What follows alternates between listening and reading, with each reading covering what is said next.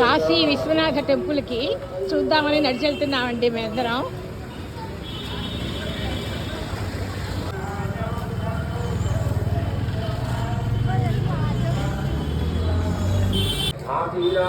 కాలభైరవుని దేవాలయం నుంచి విశ్వనాథుని దేవాలయం వరకు కూడా సుమారుగా ఒక 1/2 కిలోమీటర్ ఉంటుంది.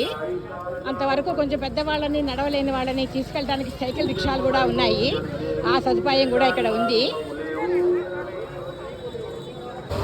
ఆ స్వామివారిని దర్శించుకోవడానికి కాలినడకన వెళ్ళడం కూడా ఎంతో కొంత పుణ్యమే కదా అనిపించింది. అంతా జనాలతో కిక్కిరిసిపోయి ఉన్నాయి. రోడ్లన్నీ కూడా చూడండి ఎలా ఉన్నాయో.